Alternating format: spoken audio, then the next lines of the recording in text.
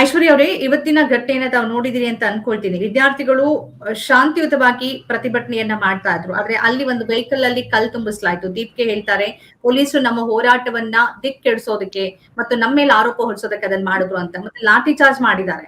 ಅಲ್ಲಿ ಮಹಿಳಾ ವಿದ್ಯಾರ್ಥಿಯರು, ಮಹಿಳಾ ಹೋರಾಟಗಾರ್ತಿಯರ ಮೇಲೂ ಬಲ ಪ್ರಯೋಗ ಆಗಿದೆ. ಏನ್ ಪ್ರತಿಕ್ರಿಯಿಸ್ತೀವಿ?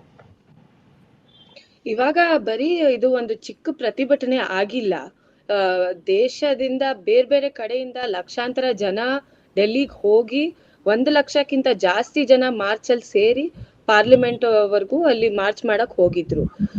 ಲಾಠಿ ಚಾರ್ಜ್ ಎಷ್ಟು ನಡೆದಿದೆ, ಯಾವ ತರ ಜನಕ್ಕೆ ಅಂದ್ರೆ ಸ್ಟೂಡೆಂಟ್ಸ್ಗೆ, ಯೂತ್ಗೆ ಗಾಯಗಳಾಗಿದೆ, ಟಿಯರ್ ಗ್ಯಾಸ್ ಶೆಲ್ಲಿಂಗ್ ನಡೆದಿದೆ, ಇದೆಲ್ಲ ನಮ್ಗೆ ವಿಜುವಲ್ಸ್ ಬರ್ತಾ ಇದೆ, ನಮಗ್ ಗೊತ್ತಾಗ್ತಾ ಇದೆ. ನಾವು ಸೋಷಿಯಲ್ ಮೀಡಿಯಾನಲ್ಲಿ ನೋಡ್ತಾ ಇದೀವಿ. ಅವರು ಈ ಪ್ರೊಟೆಸ್ಟ್ ನ ಡಿಲೆಜಿಟಮೈಸ್ ಮಾಡೋದಿಕ್ಕೆ, ಅಂದ್ರೆ ಇದ್ರ ಡಿಸ್ಟ್ರಾಕ್ಟ್ ಮಾಡೋದಿಕ್ಕೆ, ಅವ್ರ ಪ್ರೊಟೆಸ್ಟ್ ಇಶ್ಯೂಸ್ ಏನು ಅದು ಸ್ವಲ್ಪ ಬ್ಯಾಕ್ ಗ್ರೌಂಡ್ ಅಲ್ಲಿ ತಗೊಂಡ್ಬಿಟ್ಟು ಇವ್ರನ್ನ ಪ್ರೊಟೆಸ್ಟೇ ವೈಲೆನ್ಸ್ ನ ತರ ಮಾಡೋದಿಕ್ಕೆ ಈ ತರ ಅವರು ಪ್ರತಿಕ್ರಿಯೆ ನಡೀತಾ ಇದೆ. ನಾವೇನ್ ಅಂತ ಇದೀವಿ ಅಂದ್ರೆ, ನಾವು ಇದು ಮಾಡೋದು ನಮ್ ಜನರೇಷನ್ ಈ ತರ ನಾವು ಬೀದಿಯಲ್ಲಿ ಇಳಿಯೋದು, ಇದು ಸುಮ್ನೆ ಇದು ಚಿಕ್ಕ ವಿಷಯ ಅಲ್ಲ. ಇದು ಲಕ್ಷಾಂತರ ಕೋಟ್ಯಾಂತರ ಜನ ಸ್ಟೂಡೆಂಟ್ಸ್ ಫ್ಯೂಚರ್ಸ್ ಬಗ್ಗೆ, ಇದು ಯಾರ್ ಮಂತ್ರಿಗಳು ಕೂತಿದಾರೋ ಅವ್ರನ್ನ ಅಕೌಂಟಬಲ್ ಇಡೋದಿಕ್ಕೆ, ಯಾರ್ ಜವಾಬ್ದಾರಿ ಇದಾರೋ ಅವರಿಂದ ಉತ್ತರ ಕೇಳೋದಿಕ್ಕೆ, ಮತ್ತೆ ಈ ತರ ಕರಪ್ಷನ್, ಎಕ್ಸಾಮ್ ಅಲ್ಲಿ ಇಂಟೆಗ್ರಿಟಿ ಇಲ್ಲದೆ ಎಕ್ಸಾಮ್ ನಡೆಸೋದಿಕ್ಕೆ ಒಂದ್ ರೀತಿಯಲ್ಲಿ ಜವಾಬ್ದಾರಿ ಕೇಳೋದಿಕ್ಕೆ ಈ ತರ ಮಾಡ್ತಾ ಇದ್ದಾರೆ. ನಾವು ಇವತ್ತಿನ ಘಟನೆ ನೋಡಿ 2 ಮಾತು ಬರ್ತಾ ಇದೆ. ಒಂದು, ಈ ಸರ್ಕಾರದಿಂದ ನಮ್ಗೆ ಉತ್ತರ ಬೇಕು ಅಂದ್ರೆ, ಅಥವಾ ನಮ್ಗೆ ಏನಾದ್ರೂ ಧರ್ಮೇಂದ್ರ ಪ್ರಧಾನ್ ರಾಜೀನಾಮೆ ಕೊಡ್ಬೇಕು ಅಥವಾ ಈ ತರ ಅವ್ರ ಡಿಮಾಂಡ್ಸ್ ಎಲ್ಲಾರ್ಗು ಗೊತ್ತಿರತ್ತೆ ಇವಾಗವರೆಗೂ. ಈ ತರ ನಮಗ್ ಬೇಕು ಅಂದ್ರೆ 5 ಜನ 10 ಜನ 20 ಜನ 100 ಜನ ಸಾಲ್ದು. ಇದು ಯುವಕರಿಗೂ ಅರ್ಥ ಆಗಿದೆ. ಅದಕ್ಕೆ ಇಷ್ಟು ಫೋರ್ಸ್ ಇಂದ ನಾವು ಸರ್ಕಾರಕ್ಕೆ ಫೋರ್ಸ್ ಮಾಡ್ಬೇಕು. ಬಲವಂತ ಮಾಡಿದ್ರೇನೆ ಒಂದ್ ರೀತಿಯಲ್ಲಿ ಅವರು ಇವತ್ತು ಈ ಮೀಟಿಂಗ್ JP ನಡ್ಡಾ ಅವರು ಮೀಟಿಂಗ್ ಕೊಟ್ರು. ಇನ್ನೊಂದ್ ಮಾತು ಏನಂದ್ರೆ, ಪೊಲೀಸ್ ರಿಪ್ರೆಷನ್ ಡೆಲ್ಲಿ ಪ್ರೊಟೆಸ್ಟ್ ಅಲ್ಲಿ ಇದು ಹೊಸ ವಿಷಯ ಅಲ್ಲ, ನಮಗಾಗ್ಲೇ ಗೊತ್ತು. ಬಟ್ ಶಾಂತಿಯುತವಾಗಿ ಜನ, ಎಷ್ಟು ಜನ, ಲಕ್ಷಾಂತರ ಜನ, ಸಾವಿರಾರು ಜನ ಅಲ್ಲಿ ಹೋಗಿ ಮಾರ್ಚ್ ಮಾಡಿದ್ದು, ಅವ್ರನ್ನ ಸೈಲೆನ್ಸ್ ಮಾಡೋದಿಕ್ಕೆ ಏನೇನ್ ಟ್ಯಾಕ್ಟಿಕ್ಸ್, ಬ್ಯಾರಿಕೇಡ್ ನ ವೆಲ್ಡ್ ಮಾಡಿ ಅದ್ ಇಡೋದು, ಕಲ್ಲು ಟ್ರಕ್ ಅಲ್ಲಿ ಕಲ್ಲು ತುಂಬಿಸ್ಬಿಟ್ಟು ಅಲ್ಲಿ ತರೋದು, ಟಿಯರ್ ಗ್ಯಾಸ್ ಶೆಲ್ಲಿಂಗ್ ತುಂಬಾ ದೊಡ್ಡ ರೀತಿಯಲ್ಲಿ ಆಗಿದೆ. ವಿ ಆರ್ ಆಲ್ರೆಡಿ ಸೀಯಿಂಗ್ ಎಷ್ಟು ಜನ ಮೂಗು ಕಣ್ಣು ಎಲ್ಲ ಮುಚ್ಕೊಂಡು ಎಫೆಕ್ಟ್ ಆಗಿದ್ದಾರೆ. ಲಾಠಿ ಚಾರ್ಜ್ ಎಷ್ಟು ವಿಡಿಯೋಸ್ ಬೇರೆ ಬೇರೆ ಮಾರ್ಚ್ ರೂಟ್ ನಾವ್ ನೋಡಿದ್ರೆ ಬೇರೆ ಬೇರೆ ಕಡೆಯಿಂದ ಲಾಠಿ ಚಾರ್ಜ್ ವಿಡಿಯೋಸ್ ನಮಗ್ ಕಾಣಿಸ್ತಾ ಇದೆ. ಇದು ನಿಜವಾಗ್ಲೂ ಇಟ್ ಈಸ್ ಅ ಶೇಮ್. ಅವ್ರಿಗೆ ನಾಚಿಕೆ ಬರ್ಬೇಕು. ಈ ತರ ಸ್ಟೂಡೆಂಟ್ಸ್ ಅವ್ರ ಎಕ್ಸಾಮ್ಸ್ಗೋಸ್ಕರ, ಅವ್ರ ಎಜುಕೇಶನ್ಗೋಸ್ಕರ, ಅವ್ರ ರೈಟ್ಸ್ಗೋಸ್ಕರ ಈ ತರ ಶಾಂತಿಯುತವಾಗಿ ಪ್ರೊಟೆಸ್ಟ್ ಮಾಡಿದಕ್ಕೆ ಬಂದಿದ್ರೆ ಸರ್ಕಾರದ್ದು ಜವಾಬ್ ಈ ತರ ಕೊಡ್ತಾ ಇದ್ದಾರೆ, ವೈಲೆನ್ಸ್ ಜೊತೆ ಕೊಡ್ತಾ ಇದ್ದಾರೆ. ಒಂದ್ ಸಲಿ ಈ 23 ದಿನದಿಂದ ಪ್ರತಿಭಟನೆ ನಡೆದಿದೆ, ಹಂಗರ್ ಸ್ಟ್ರೈಕ್ ಆ 3 ಸ್ಟೂಡೆಂಟ್ಸ್ ಮತ್ತೆ ಸೋನಂ ವಾಂಗ್ಚುಕ್ ಮಾಡಿದ್ದಾರೆ, ಒಂದು ಜವಾಬ್ ಕೊಟ್ಟಿಲ್ಲ. ಅವ್ರ ಬಾಯಿ ತೆಗ್ದಿದ್ದು ಬರೀ ಲಾಠಿಯಿಂದ. ಅವ್ರು ಇವಾಗ್ಲೂ ಕೂಡ ನಮ್ ಡಿಮಾಂಡ್ಸ್ ಬಗ್ಗೆ ಏನು ಜವಾಬ್ ಕೊಡ್ತಾ ಇಲ್ಲ. ಐಶ್ವರ್ಯ, ಈಗ ಬೇಡಿಕೆಗಳಿಗೆ ಇಲ್ಲಿ ತನಕ ನಡ್ಡಾ ಅವರ ಕಡೆಯಿಂದ ಯಾವುದೇ ಪ್ರತಿಕ್ರಿಯೆ ಬಂದಿಲ್ಲ. ಅವ್ರು ಏನ್ ಹೇಳ್ತಿದ್ದಾರೆ ಅಂದ್ರೆ, ಮಾತಾಡ್ಬಿಟ್ಟು ನಾನು ಹೇಳ್ತೀನಿ ಅಂತ. ಈ ನಡುವೆ ಏನ್ ಮಾಡಿದ್ದಾರೆ ಅಂದ್ರೆ, ದೀಪ್ಕಿಯನ್ನ ವಶಕ್ಕೆ ಪಡ್ಕೊಂಡಿದ್ದಾರೆ. ವಾಂಗ್ಚುಕ್ ಅವರು ಆಸ್ಪತ್ರೆಯಲ್ಲಿದ್ದಾರೆ. ಇನ್ನು ಕೆಲವರು ನೇಹಾ ತರದ ವಿದ್ಯಾರ್ಥಿನಿಯರು ಕೂಡ ಆಸ್ಪತ್ರೆ ಸೇರಿದ್ದಾರೆ. ಹಾಗಾಗಿ ಮತ್ತೆ ಅದು ಪ್ರೊಟೆಸ್ಟ್ ಮುಂದುವರಿಯತ್ತಾ ಇಲ್ವಾ? ಇವತ್ತು ಕೆಲವರು ಪೆಟ್ಟು ತಿಂದಿದ್ದಾರೆ, ಗಾಯಗಳಾಗಿದೆ, ವಾಪಸ್ ಮನೆ ಕಡೆಗೆ ಹೋಗ್ತಾರಾ ಅನ್ನೋ ಆತಂಕ ಇದೆ. ಅದನ್ನ ಕಾಯ್ತಾ ಇದೆ ಸರ್ಕಾರ. ಇದ್ರ ಬಗ್ಗೆ ಏನ್ ಪ್ರತಿಕ್ರಿಯಿಸ್ತೀರಿ? ನಾವು ನಮಗೇನ್ ಗೊತ್ತಾಗಿದೆ ಅಂದ್ರೆ, ಡೆಲ್ಲಿನಲ್ಲಿ ಜಂತರ್ ಮಂತರ್ ಅಲ್ಲಿ ಪ್ರೊಟೆಸ್ಟ್ ನಡೀತಾ ಇದೆ. ಇವಾಗ್ಲೂ ಅವ್ರ ಮೆಸೇಜಿಂಗ್ ಏನಂದ್ರೆ, ಬರೀ ಲೀಡರ್ಸ್ ಇಂದ ಅಲ್ಲ, ತುಂಬಾ ಸ್ಟೂಡೆಂಟ್ಸ್ ಯೂತ್ ಯಾರು ಹೋಗಿದಾರೋ ನಮ್ಗೆ ಉತ್ತರ ಸಿಗೋವರೆಗೂ ನಾವ್ ಇಲ್ಲಿಂದ ಹೋಗಲ್ಲ ಅಂತಾನೆ ನಮಗ್ ಕೇಳಿಸ್ತಾ ಇದೆ. ಬಟ್ ಡಿಟೆನ್ಷನ್ಸ್ ತುಂಬಾ ಜನ ಡಿಟೈನ್ ಆಗಿದ್ದಾರೆ.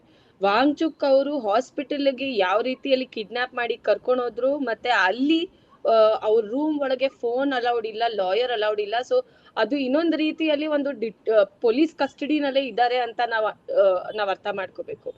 ಬೇರೆ ಕಾಮ್ರೇಡ್ಸ್ ಯಾರು ಹಂಗರ್ ಸ್ಟ್ರೈಕ್ ಮಾಡ್ತಾ ಇದಾರೋ ಅವರೆಲ್ಲಾನು ಆ ಸ್ಥಿತಿನಲ್ಲೂ ಮಾರ್ಚ್ ಮಾಡಿದ್ದಾರೆ. ಅವ್ರ ಹೆಲ್ತ್ ರಿಕವರ್, ಅವ್ರ ಕಮಿಟ್ಮೆಂಟ್ ಅವ್ರ ತುಂಬಾ ಕ್ಲಿಯರ್ ಆಗಿ ಅವರೇ ಹೇಳ್ತಾ ಇದಾರೆ. ಅದಕ್ಕೆ ನಮ್ಗೆ ಏನ್ ನಂಬಿಕೆ ಇದೆ ಅಂದ್ರೆ, ಬರೀ ಲೀಡರ್ಸ್ ಅಲ್ಲ, ಬರೀ ಸ್ಟೂಡೆಂಟ್ ಗ್ರೂಪ್ಸ್ ಯಾರಲ್ಲಿ ಪ್ರೆಸೆಂಟ್ ಇದ್ದಾರೆ ಅವ್ರು ಮಾತ್ರ ಅಲ್ಲ, ತುಂಬಾ ಸ್ಟೂಡೆಂಟ್ಸು ಶ್ರೀಪಾದ್ ಸರ್ ಹೇಳ್ದಂಗೆ ಮತ್ತೆ ಹೊನ್ನಾಳಿ ಸರ್ ಹೇಳ್ದಂಗೆ ಒಂದು ಆಕ್ರೋಶ ಇದೆ. ಅಲ್ಲಿಂದ ಹೋಗೋದು, ಅಲ್ಲಿಂದ ಅವ್ರ ಜಾಗ ಖಾಲಿ ಮಾಡಲ್ಲ.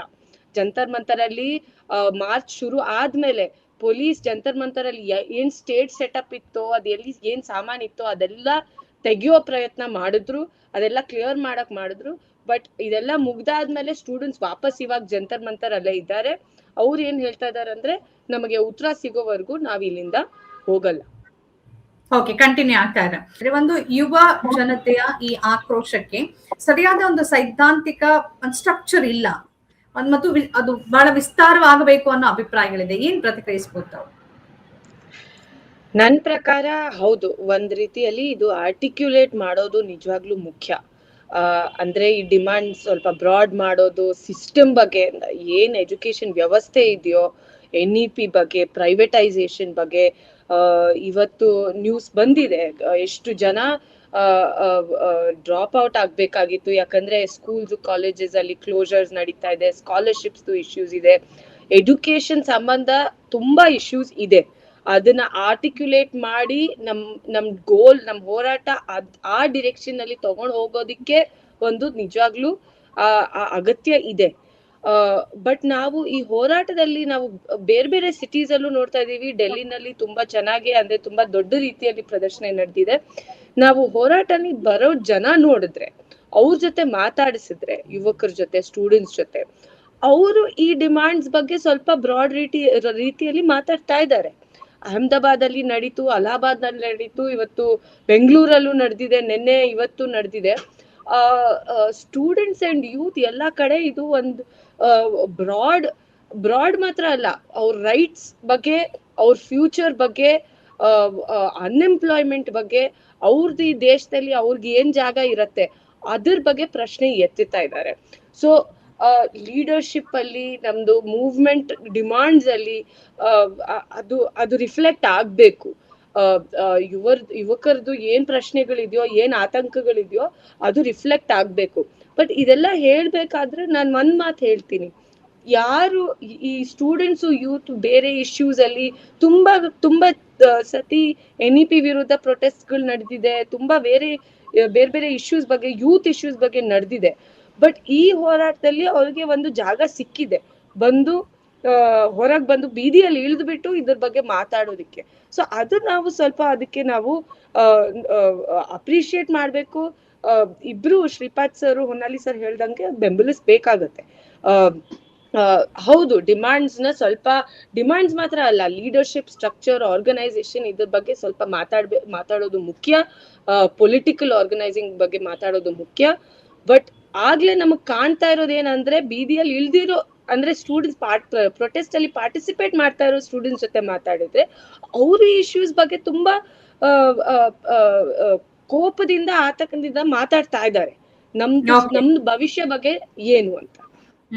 ಅಂದ್ರೆ ಓವರ್ ಆಲ್ ಎಜುಕೇಶನ್ ಸಿಸ್ಟಮ್ ಬಗ್ಗೆ ಅವ್ರು ಮಾತಾಡ್ತಿದ್ದಾರೆ, ಬಟ್ ಯಾರು ಲೀಡರ್ಶಿಪ್ ತಗೊಂಡಿದ್ದಾರೆ ಅವ್ರು ಮಾತಾಡ್ತಿಲ್ಲ ಅನ್ನೋದು ತಮ್ಮ ಮಾತಲ್ವಾ ಐಶ್ವರ್ಯ? ಕರೆಕ್ಟ್ ಅಲ್ಲ?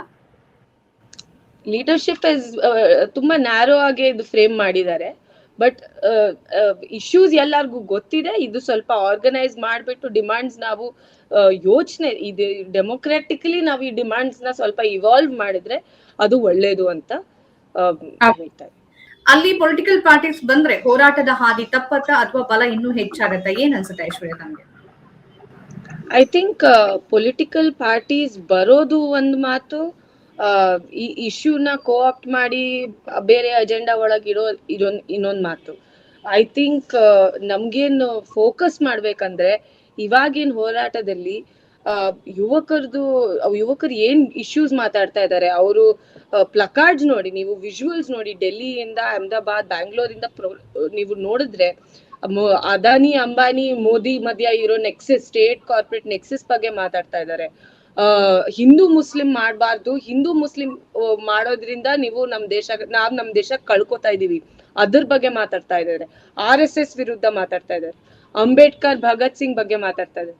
ಸೊ ನಾವು ಈ ತರ ರಾಜಕೀಯ ಪಕ್ಷಗಳು ಬರೋದು ಒಳ್ಳೇದಾ ಇಲ್ವಾ, ಅದು ಅವ್ರ ಮೈಲೇಜ್ಗೋಸ್ಕರ, ಅವ್ರ ಅಡ್ವಾಂಟೇಜ್ಗೋಸ್ಕರ, ಅವ್ರಿಗೆ ಯಾವಾಗ ಸ್ಟ್ರಾಟಜಿಕ್ ಅನ್ಸತ್ತೋ, ಇವಾಗಂತೂ ಎಲ್ಲಾರ್ಗು ಬರ್ಲೇಬೇಕಾಗತ್ತೆ. ಆ ತರ ಸಿಚುವೇಶನ್ ಆಗೋಗಿದೆ, ಯಾಕಂದ್ರೆ ಅಷ್ಟು ಜನ ಯುವಕರು ಸೇರಿದ್ದಾರೆ. ಅವ್ರು ಇವಾಗ ನಾವೇನ್ ನಾವು ಯುವಕರು ಇದ್ದಾಗ as a youth my self ನಾವೇನ್ ಯೋಚನೆ ಮಾಡ್ಬೇಕಂದ್ರೆ ಈ ಮೂಮೆಂಟನ್ನ ನಮ್ಗೆ ಇವಾಗ ಗೊತ್ತಾಗಿದೆ ಈ ತರ ಬೀದಿನಲ್ಲಿ ಇಳಿಯೋದಕ್ಕೆ ರೆಡಿ ಇದೀವಿ ಅಂತ. ಈ ಮೂಮೆಂಟನ್ನ ನಾವ್ ಹೇಗೆ ಮುಂದೆ ತಗೊಂಡು ಹೋಗ್ಬೋದು, ನಾವ್ ಹೇಗೆ ಇದು ಇಂಡಿಪೆಂಡೆಂಟ್ ಆಗಿ ಪೊಲಿಟಿಕಲಿ ಮತ್ತೆ ಯಾವ ಪಾರ್ಟಿ ಇದ್ರೂನು ನಾವ್ ಈ ಡಿಮಾಂಡ್ಸ್ ನ ಹೇಗೆ ಎಡ್ಯುಕೇಶನ್ ಸಿಸ್ಟಮ್ ನ ರಿಫಾರ್ಮ್ ಮಾಡೋದಿಕ್ಕೆ, ಬೇರೆ ಸೋಷಿಯಲ್ ಅಂಡ್ ಎಕನಾಮಿಕ್ ರಿಫಾರ್ಮ್ ತಗೊಂಡ್ ಬರೋದಿಕ್ಕೆ ನಾವ್ ಹೇಗೆ ಆರ್ಟಿಕ್ಯುಲೇಟ್ ಮಾಡ್ಬೋದು, ನಾವ್ ಇದೇ ಯುವಕರ ಜೊತೆ ಕೆಲಸ ಮಾಡಿ ಡೆಮೊಕ್ರಾಟಿಕ್ಲಿ ನಾವ್ ಸ್ಟ್ರಾಟಜೈಸ್ ಮಾಡ್ಬೇಕು. ಯಾಕಂದ್ರೆ ಇದು ಈಸಿಯಾಗಿ ಒಂದು ಇದೇ ಜನ ಬೇರೆ ಪಾರ್ಟಿ ಅವ್ರ ಪ್ರೊಟೆಸ್ಟ್ ಅಲ್ಲಿ ಬರ್ತಾರೆ ಅಂತ ಏನ್ ಗ್ಯಾರಂಟಿ ಇಲ್ಲ. ನಾವ್ ಇದು ಓಪನ್ ಆಗಿದೆ, ಶ್ರೀಪಾದ್ ಸರ್ ಹೇಳ್ದಂಗೆ ಇದು ಓಪನ್ ಪ್ಲಾಟ್ಫಾರ್ಮ್ ಇದೆ, ಅದಕ್ಕೆ ಇಷ್ಟು ಜನ ಸೇರಿದ್ದಾರೆ. ಬಟ್ ನಾವ್ ಈ ಮೂಮೆಂಟ್ ನ ಹೇಗೆ ಮುಂದೆ ತಗೊಂಡು ಹೋಗ್ಬೋದು, ಸಿಸ್ಟಮ್ ಅನ್ನ ಚೇಂಜ್ ಮಾಡೋದಕ್ಕೆ ನಾವ್ ಯಾವ ತರ ನಾವ್ ಇನ್ನೂ ಮೊಬಿಲೈಸ್ ಮಾಡಿ ಇನ್ನೂ ದೊಡ್ಡ ರೀತಿಯಲ್ಲಿ ಕೆಲಸ ಮಾಡ್ಬೇಕು, ಅದ್ರ ಬಗ್ಗೆ ಆ ತರ ನನಗೆ ಅನ್ಸುತ್ತೆ. ನಮ್ಮ ಕಾರ್ಯಕ್ರಮಗಳನ್ನು ನೀವು ನೋಡ್ತಾ ಇದ್ರೆ ನಮ್ಮ ಚಾನೆಲ್ ಅನ್ನ ಸಬ್ಸ್ಕ್ರೈಬ್ ಮಾಡಿ, ಪಕ್ಕದ ಬೆಲ್ ಐಕನ್ ಒತ್ತಿ ನಮ್ಮನ್ನ ಬೆಂಬಲಿಸಿ. ಹಾಗೆ ನಮ್ಮ ಕಾರ್ಯಕ್ರಮಗಳನ್ನ ಲೈಕ್ ಮಾಡಿ, ಕಮೆಂಟ್ ಮಾಡಿ, ಅದನ್ನ ಬೇರೆಯವರಿಗೂ ವಾಟ್ಸ್ಆಪ್ ಮೂಲಕ ಶೇರ್ ಮಾಡಿ. ನೀವು ಹೀಗೆ ಮಾಡಿದಾಗ ನಮ್ಮ ಚಾನೆಲ್ ಮತ್ತಷ್ಟು ಜನರಿಗೆ ತಲುಪಲು ನೀವು ನಮ್ಮೊಂದಿಗೆ ಸಹಕರಿಸಿದ ಹಾಗಾಗುತ್ತೆ. ಇದು ನೀವು ಯಾವುದೇ ಖರ್ಚಿಲ್ಲದೆ ಕೆಲವೇ ಸೆಕೆಂಡುಗಳಲ್ಲಿ ನೀಡಬಹುದಾದ ಸಹಕಾರ. ಧನ್ಯವಾದಗಳು.